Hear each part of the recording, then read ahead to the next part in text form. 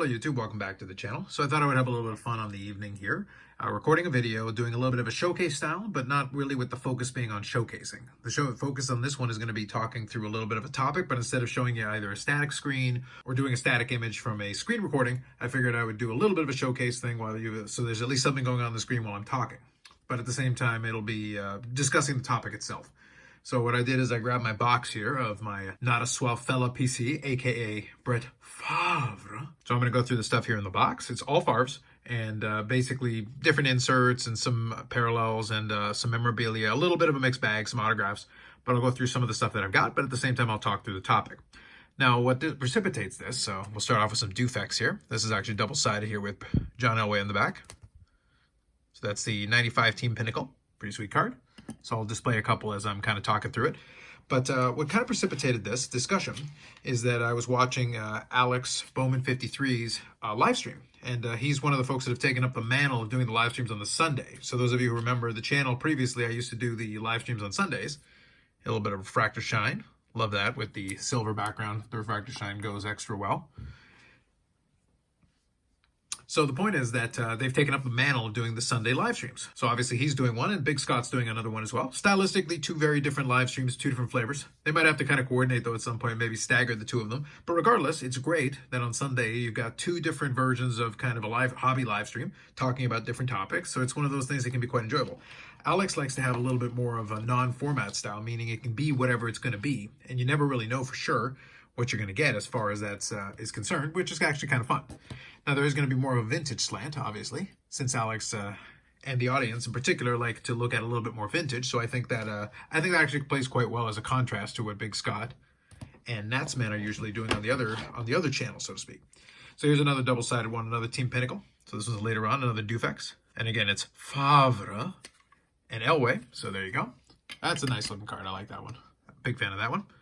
So let me move this here. So basically, as part of the larger discussion, in the course of it, there was a discussion for a couple of minutes regarding set collecting. And I actually thought what they were talking about was actually very interesting, but also I think very well stated. But I think what's kind of fun is that in a situation like that, when you've got a topic like that, it allows you and creates a situation where you can actually have, varied opinions on it. Now, for the most part, I think the chat and the folks in it, they kind of played into the same kind of general thinking as far as, set building and as far as the lost art of set building. And what's funny is, as kind of a person who did a lot of set building back in the day, and still has a couple of sets and projects that I like to do still, so it's not like I completely ignore the genre, but it's one of those things where at this point in time, especially nowadays, the truth is that I find myself in a spot where I actually like doing a lot less set building. Even though I still have some set projects that I like to do, stuff like what I'm showing you in this box is a situation where I like to do player collecting. However, even in the midst of player collecting, you could follow a checklist and follow like a set of rules, because that's what a set is at the end of the day. It's a list of items that comprise of what a set is. And that's actually the kind of the direction the discussion took. Check that one out. That's a molten metal. Those are actually very funky as far as design-wise. Very interesting decision. But when it comes to building sets, obviously, if you've got a checklist, 1 to 100 or whatever it's going to be, a complete set is obviously getting all the cards that are considered to be part of the checklist. Now, you can play around with a little bit of variation on that, of course, because some of the sets, especially if you venture into the vintage realm, you can get different kinds of variations. There can be errors and different kinds of subcategories that you can do it. You can basically create a master set. You can do just the basic set.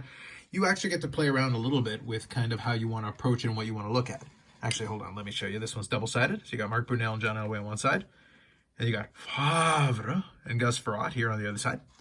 So that's the Atomic Refractor. That's actually a really sweet card. I think I've shown that one before. But anyway, so the idea of the discussion was kind of fun because you've got all these different philosophies of how to do a set, of how to build a set. But one of the things that I found that kind of plays into the way that I do my collecting, here's another Dufects card, kind of to add into that. This is the artist proof for, I guess, 1997. Yeah, 1997 Pinnacle. It's the artist proof. Pinnacle Inscriptions artist proof. Cool looking card. But anyway, as far as building sets, I still do build some sets, like I said, some projects that I still like to do. But for the most part, I've limited that. I kind of scaled that back. And the first thing that led me to really scaling it back was, first of all, the idea that I got past the thought of actually doing a complete run. Because, and I've given this backstory a little bit, so I'm kind of glossing over it. There was a point in time where I considered the idea and I really liked the thought and the concept of building a complete run of, say, Topps and Bowman. So, the traditional kind of vintage run of Topps and Bowman. But at the same time, I found myself as I went along two things. Number one, it's very daunting. Number two, it's potentially very expensive, and it's become more so only as the years have gone by. But really what came about it that kind of took it away from me looking at it more seriously. That's a really great one with the Z team. But what took it away from me really considering it seriously is that after a while, I just came to the realization that yes, in addition to the cost, in addition to the kind of the challenges that would present, I just found that there were a lot of sets within that run that genuinely I didn't like. So here's another artist proof with the cool looking pattern. There were a lot of sets that I just genuinely did not enjoy. And I also found myself really annoyed after a while with the idea of putting together these gigantic sets with these large checklists. And truly, for me, one of the least fun parts of it is getting this gigantic checklist, getting the stars which is what I tend to do in a lot of cases now, and then having to go and chase after these commons. And that's actually what led to this discussion. And like I mentioned before, I'll put a link in the description to this most recent one. I don't remember exactly which part of the discussion it came in. I want to say maybe halfway through. But regardless, I do recommend it. It was a fun live stream, so you're certainly welcome to check it out on replay. And I think there's a lot of fun to be had listening to the different topics and things discussed with the chat. And Alex does a pretty good job kind of combining the conversation and hanging out with the chat, so to speak. But anyway, what I was going to say was that I found myself in a position where I didn't really want to collect those comments. But the topic of discussion that they wanted to talk about was kind of the opposite, which is, I think, what makes the discussion a little bit more fun, a little bit more interesting, is that obviously we disagree philosophically, but I think the points they made are very sound, very solid points, because obviously the set was designed to be built in that way. The quote-unquote commons are certainly part of the set. And if you want to finish the set, the commons are part of it. But they were trying to look at it from the perspective of not thinking of it from a reluctant standpoint, which is kind of the angle that I take from it, and more of a look at the opportunity it presents. And remember, if you check out any of Bowman 53's, Alex's content, he basically kind of built up a lot of the videos that he was putting together when he was doing a 53 Bowman set. And the videos had tremendous production and a lot of great things going about it. And basically really broke the set down into having a story on a lot of these different cards, different themes and different videos that kind of explain different aspects of it. And that was kind of the angle they took when they were discussing it, is that a set like that can provide an opportunity for you to become more familiar with and learn the story of all these different players that, again, while they may be commons, they still have their own individual stories as far as how they arrived in the major leagues and whatever their individual careers and stories were, and maybe how they got in the set, what teams they were on. So you can actually go into a full-fledged deep dive into understanding some of these players, and in that way it brings kind of the cards to life. So I'm kind of describing for you this idea that they were talking about, and I agree. I think it was a very reasonable point they made. And as I like to say, though, part of the fun is that you can collect a million different ways, and you don't have to agree on that. And it's one of those things where I can acknowledge the excellent point that they were making, and I agree also that the way they describe doing it actually allows you to actually enhance the experience in many ways of building a set. Because if you were to do it in that way, it means even the commons kind of come to life, so to speak. It gives you something additional. It elevates them beyond just looking at it as the piece of cardboard that is one more to fill a hole in the binder. You can look at it from the perspective of just doing a deep dive into all these players and really getting the flavor of the time period. Again, taking that 53 Bowman color set, you've got all those beautiful pictures, you've got all those different teams that comprise of that time. You can do a deep dive into it and really get into it and basically, like I said, enhance the experience of building that collection. Now, now you can see here from these refractors, anything with the silver really extra, it really pops a little bit extra. So that's a really great one. But anyway, when you're building those sets, you can do that to actually add that additional element to it as you're building it. And even though I'm building a 53 Bowman set, like I said, and I'm enjoying it from that perspective, because for me, that to me is one of the classic sets of the 50s. I'm personally never really going to do a deep dive that way. Even though I'm a history major kind of, by trade, so to speak, when I did my studies, and I do enjoy reading up on history and learning on a lot of these different things, and I still will read some of that for my own enjoyment.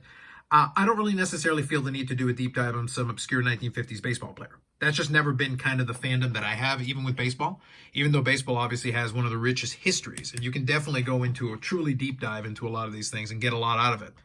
So it's a situation where I actually think the recommendation is actually a very solid one, and it could certainly add a lot to a lot of people's enjoyment of building these different sets.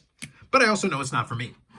So it's one of those things where I first find myself wanting to, from the perspective of actually working on my collecting, I like I'll do some sets and some projects, like I said, like that 53 Bowman color, because to me it's an iconic set. So as a whole and as a unit, it makes sense to me in that regard. And the 56 top set is one of those ones that stands out for me. The 55 Bowman and the 54 Bowman were ones that I enjoy. But the scope and kind of my roadmap of sets that I'm going to be working on in the future is going to get more and more narrow. Like, kind of taking this discussion a little bit in a different direction.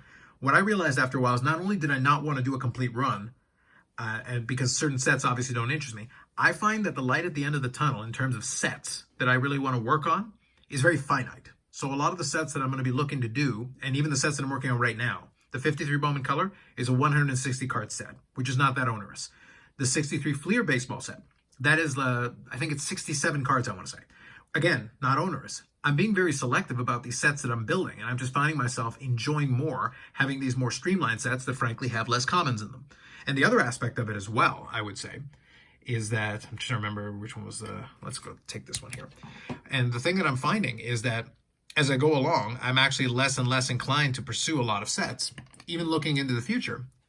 If I finish one of these sets in the near future here, which I would expect, I think 63 Fleer is getting probably to a point where some point early next year, I probably will have a good chance of maybe being done with it. And if I do, then I'll move on to my next project, which will probably be 53 Tops, which will certainly be challenging. So I'll focus on the 53 Bowman Color first to try to finish that. But 53 Tops will certainly be a challenge. So I'm not saying I'm going to be done today or tomorrow. It's going to take time because the 53 Top set is certainly a challenge.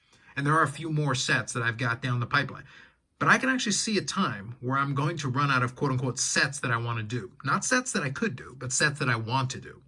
Because again, I just find myself, for the most part, not really being a set collector, especially at this stage in my collecting life. There are some sets that do interest me, like the ones I just mentioned, and some other ones that I'm well on the path to completing that I paused while I was working on these other ones. But in all honesty, after I finish those, I'm kind of done with it. I've got my player collections. I've got thematic collections like this, because even if you look at this as a player collection, I'm not collecting every Brett Favre card in creation. I'm focusing on certain ones that fit certain categories.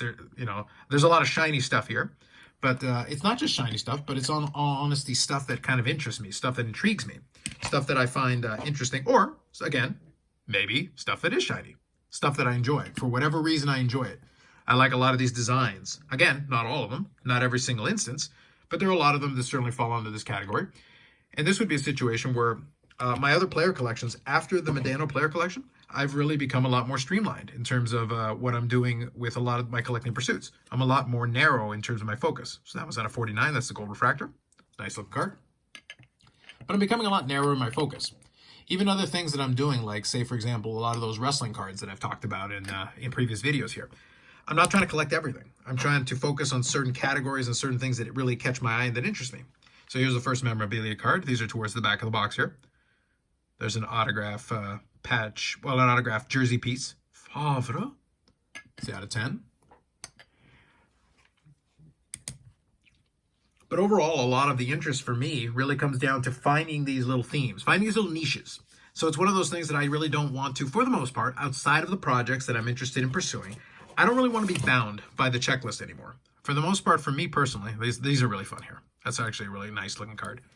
I really don't want to be bound by the checklist anymore. I want to be able to kind of generate my own checklist, so to speak. Find the categories and find the specific pieces that make sense to me and then collect that way. And as far as even the vintage side of things, because obviously I've been collecting vintage now a very long time, even when I go into that side of things, I really want to focus in on just the stuff that really interests me. But there's a good chance that that means that there's going to be a lot of great cards that are never going to make it into my collection for no other reason than just a lack of desire. It's one of those things where I can appreciate the card, I can be interested in the card, but that doesn't necessarily mean that I feel any compulsion to actually have it or to actually buy it or to even own it.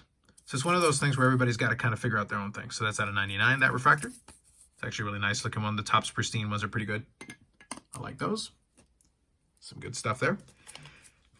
But I think once you get past that point, I guess the bigger theme here isn't so much the disagreement with kind of the philosophy of set collecting, which is not really a bad disagreement because I think what they're doing, as I said, is actually a fantastic way of enhancing your experience. If you are a person who enjoys set collecting and wants to get the maximum out of it, I actually think what they're suggesting is a great way of doing that.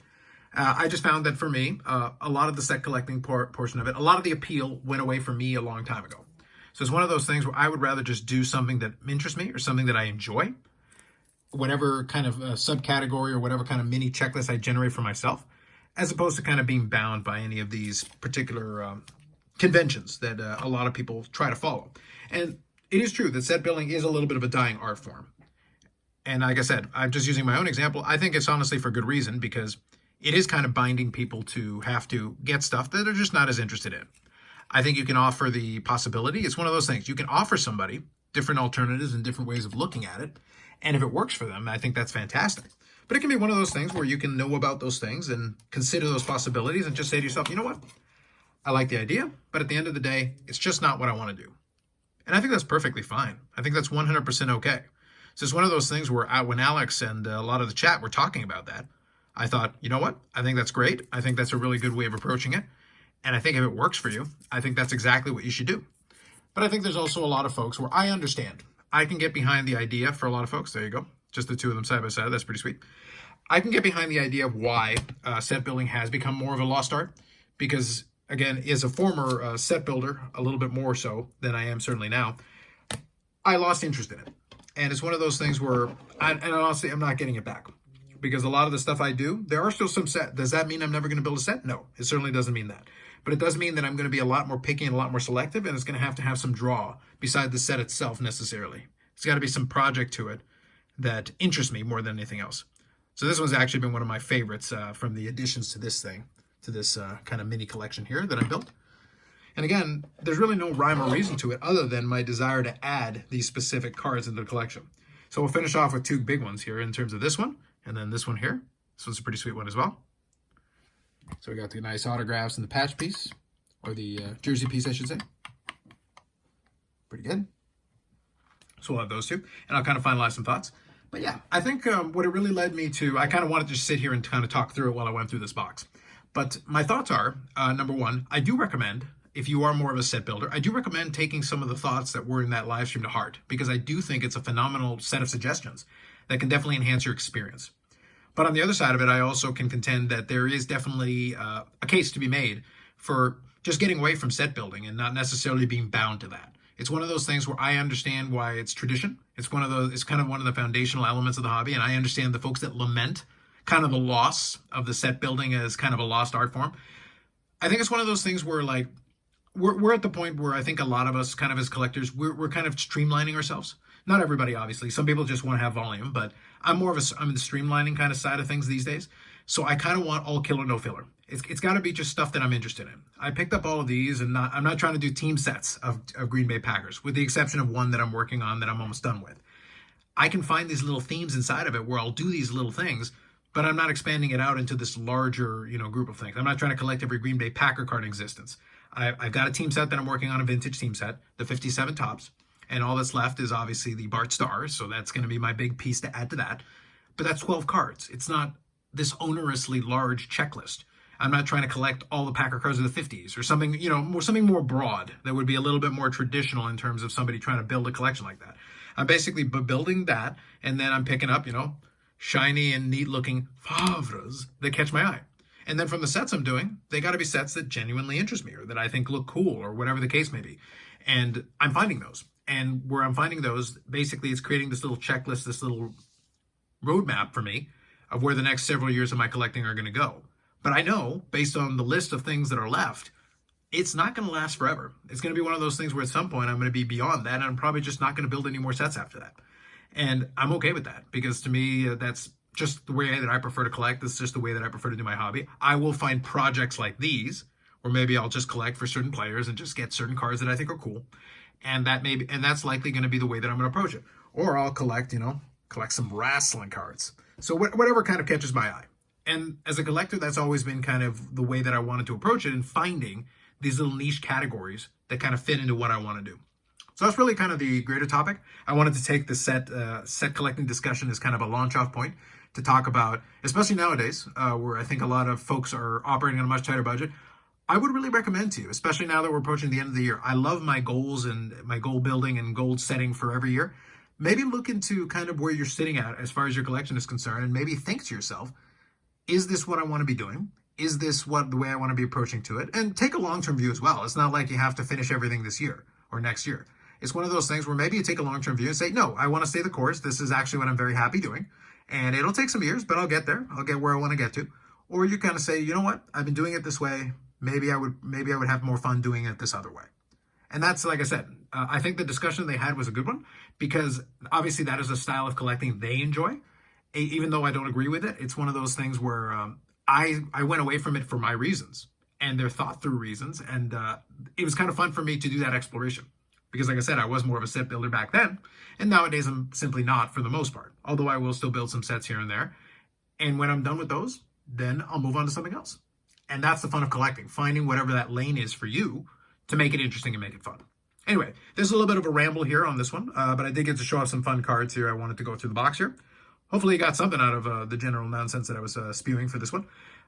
More videos coming up on the channel. Live stream, 8 p.m. Eastern time as always. We'll talk about whatever's going on hobby-wise this week, or we'll just make some stuff up. Otherwise, the planning is well in effect for kind of the year-end videos here. So we're at the end of November, approaching December. So I think I've got some ideas and some planned things that I want to do here for the next couple of weeks, especially leading into December and towards the end of the year. But anyway, otherwise, if you got any comments or anything, feel free to throw them in the comment section. I try to reply back to those as soon as I can. Like if you like the video, subscribe to the channel. Thanks very much. We'll catch you in the next one.